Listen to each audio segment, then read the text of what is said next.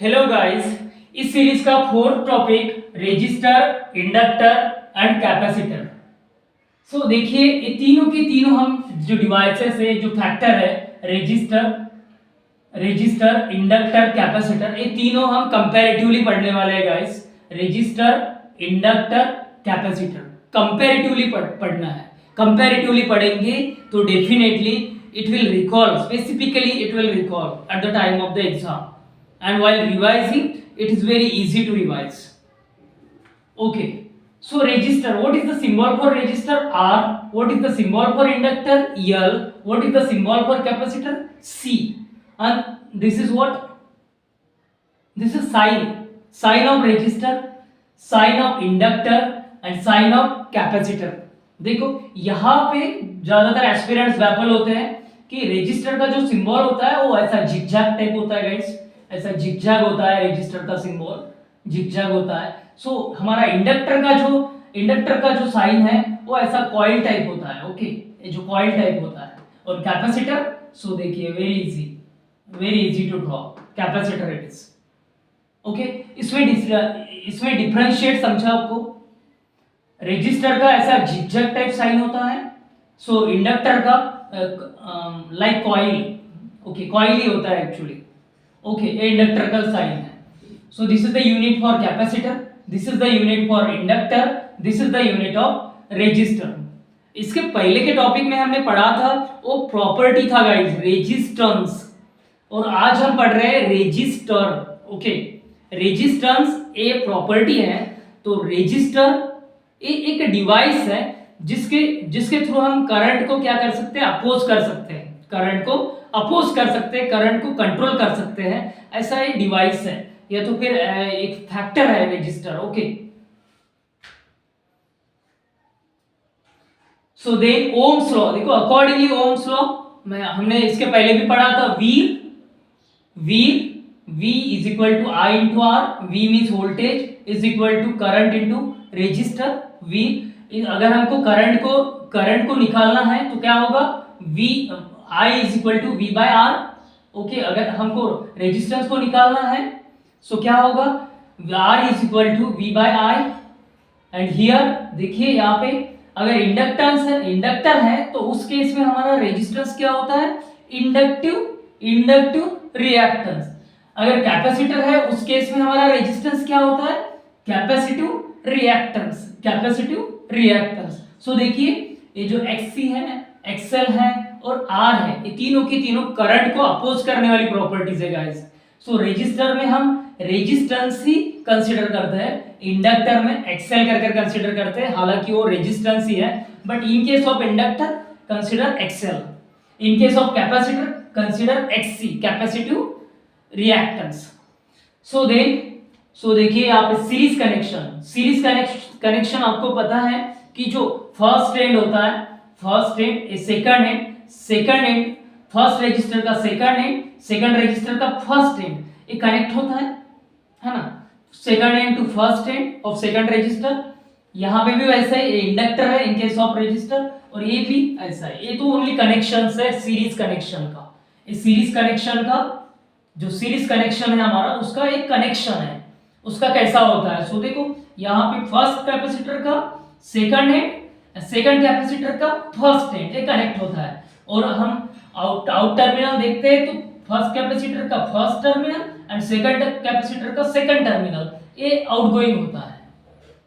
So then ये तो हो गया कनेक्शंस, सीरीज में कनेक्शंस ऐसे होते हैं।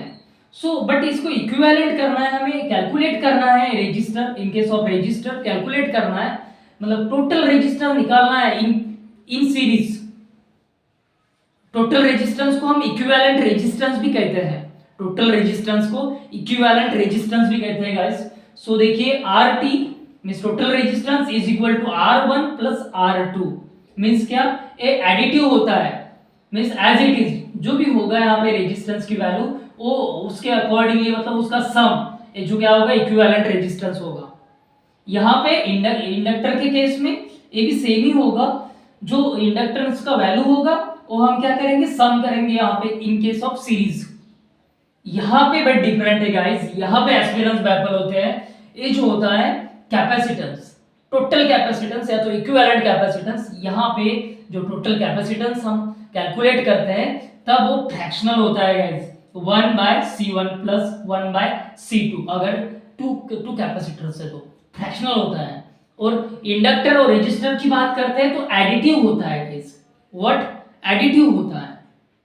ओके, सो यहाँ पे व्यापन होते हैं, आपको ध्यान में रखना है, keep in mind resistor and inductor, resistor and inductor, इनको जब भी अपन कैलकुलेट करते हैं सीरीज में या पैरेलल में, तो उसका जो कैलकुलेशन का वे है वो सेम है गाइस। इक्विवेलेंट रेजिस्टर निकालना है या इक्विवेलेंट रेजिस्टर निकालना है या तो फिर इक्विवेलेंट इंडक्टेंस निकालना है, तो उसका कैलकुलेशन का वे है वो सेम है rather than capacitance.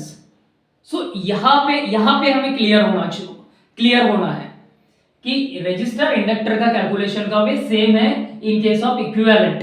Okay, equivalent जब भी निकालते तब। सो देन पैरेलल का कनेक्शन देखिए ऐसा होता है, पैरेलल का कनेक्शन जिसमें फेज और न्यूट्रल इंडिविजुअली मिलता है। हर रेजिस्टर देखो यहाँ पे इन केस ऑफ रेजिस्टर, ये फर्स्ट रेजिस्टर को फेज भी मिल रहा है और न्यूट्रल भी मिल रहा है, सेकंड रेजिस्टर को फेज भी मिल रहा है और न्यूट्रल भी मिल रहा है, मींस इंडिविजुअली हम फेज और न्यूट्रल देते हैं, उसको हम कहते हैं पैरेलल कनेक्शन। सो कनेक्शन तो सेम ही रहेगा गाइस, क्या इंडक्टर में भी सेम रहेगा, कैपेसिटर में भी सेम रहेगा, बट कैलकुलेशन का वे है वो डिफरेंट होगा। सो देखो यहाँ पे रेजिस्टर में सेम रहेगा, रेजिस्टर और इंडक्टर में 1/RT means total resistance is equal to 1/R1 plus 1/R2। Okay, so हम ऐसा मतलब क्या, पैरेलल में फ्रैक्शनल होता है, पैरेलल में रेजिस्टर और इंडक्टेंस जब भी पैरेलल कनेक्शन होता है, रेजिस्टर्स मोर देन 1 और इंडक्टर मोर देन 1, तब उसका जो टोटल या तो फिर इक्विवेलेंट रेजिस्टेंस या इक्विवेलेंट इंडक्टेंस, ये क्या होता है, फ्रैक्शनल होता है।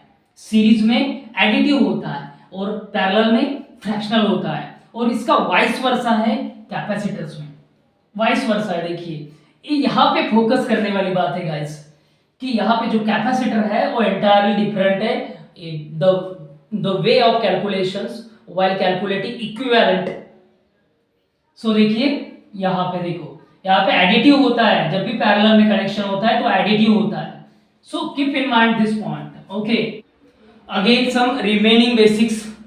सो देखिए रेसिप्रोकल्स, यहाँ पे जो रेजिस्टर में जो रेसिप्रोकल होता है वो हमारा कंडक्टेंस होता है guys, conductance is reciprocal to resistor, and here inductive reactance is reciprocal to inductive admittance, inductive reactance is reciprocal to inductive admittance, capacitive reactance is reciprocal to capacitive admittance. So this also very important. Then power, electric power, resistor में electric power कैसा होता है, so electric power is equal to, power हम watt में calculate करते हैं guys, सो यहाँ पे मैंने पावर का W लिया है और रेजिस्टर के केस में हम WR लिखते हैं ऐसा, so is equal to WR is equal to I square into R means current, square of the current into resistance, square of the current into resistance, इसका जो मल्टीप्लिकेशन होता है, इसका जो प्रोडक्ट होता है वो इलेक्ट्रिक पावर होता है इन केस ऑफ रेजिस्टर, जो हम वाट में मेजर करते हैं गाइस। ऐसा यूनिट है पावर का, ऐसा यूनिट पावर का है। रेजिस्टर में अगर ये पावर ड्रॉप होता है या पावर होता है तो उसे हम वाट में मेजर करते हैं। इन केस ऑफ इंडक्टर में पावर हमें मेजर करना है, so half 1/2 L into I square. L means here inductance and I means here square of the current. So half into inductance into square of the current. The product of this the power of inductor, and it is measuring joules. The SI unit of power in case of inductor joules guys, joules हमने इसके पहले के lecture में भी पढ़ा है. So then capacitor guys, capacitive power is equal to half CV square joules. That means capacitive का जो पावर होता है वो half capacitance into square of the voltage. यहाँ पे स्क्वायर ऑफ द करंट होता है इंडक्टर में. इंडक्टर में स्क्वायर ऑफ द करंट होता है, सो कैपेसिटर में स्क्वायर ऑफ द वोल्टेज होता है। As we know that, so for what we use inductor to oppose the sudden change in current, and for what we use capacitor to oppose sudden change in voltage. So here that's why capacitive power is equal to half cv square joule. इसका unit, what is the SI unit for capacitive power? joules guys. Okay, इसको हम energy भी कह सकते हैं guys. Okay, energy inductive power को भी energy कह सकते हैं। ओके, इसका जो पावर होता है वो कंप्लीटली रेडिएट होता है in the form of heat in case of resistor, and in case of inductor the power is completely exchange होता है if there is ideal inductor, and in case of capacitor if there is ideal capacitor the capacitive power is purely exchange होता है। सो यहाँ पे resistor में सिर्फ radiate होता है in the form of heat, और ये वाला जो पावर होता है वो कंप्लीटली एक्सचेंज हो सकता है। ओके, अगर आइडियल है इंडक्टर या फिर कैपेसिटर। देन नेक्स्ट टर्म है गाइस, काफी इंपॉर्टेंट है, तो काफी वेरी वेरी इंपॉर्टेंट। ओके, इसमें से ही पूछे जाते हैं ऑलमोस्ट, और मीन्स जितने भी मैंने फीचर्स दिए हुए यहाँ पे रेजिस्टर, इंडक्टर और कैपेसिटर के, उन फीचर्स में से ही पूछा जाता है concept. Very important, very popular concept this are that I am delivering to you in every lecture guys. So R is equal to, देखिए लास्ट फार्मूला इसका रेजिस्टर का, R is equal to, that means resistance is equal to rho what it is resistivity, जिसको हम specific resistance भी कहते हैं, L divided by A। L means here length and A means area, cross sectional area. A means what? Cross sectional area. Resistance हम ओम में major करते हैं। Okay, यहाँ पे हम फार्मूला को इंटरप्रेट कर सकते हैं guys. So inversely proportional cross sectional area means cross sectional area अगर कम होता है किसी भी कंडक्टर का तो रेजिस्टेंस बढ़ेगा, क्रॉस सेक्शनल एरिया बढ़ेगा तो रेजिस्टेंस कम होगा। Okay, this is the interpretation of the formula. Okay, then second, या that means inductance, is equal to 0.4 fix. Okay, this is also here rho is the resistivity and it is constant here. Okay, in this formula, and here mu, this is the symbol of mu, it is also constant. And what we say to mu किसका symbol है? Medium of permeability. यहाँ पे inductor में permeability constant होता है guys, permeability constant होता है, capacitor में परमिटिविटी कांस्टेंट होता है। Okay, so L is equal to 0.4 into pi into n square. N means what? Number of turns of coil. Then mu means medium of permeability, A means cross sectional area, and L means length. Okay, and what is the unit for inductance? Henry guys, Henry. Then capacitance is equal to K. K means what? K, this is for what? This is for medium of permittivity. यहाँ पे जो constant होता है ना guys capacitor में, वो permittivity constant होता है, तो इंडक्टर में परमियाबिलिटी कांस्टेंट होता है। एक कांस्टेंट होता है परमियाबिलिटी और कैपेसिटर में परमिटिविटी।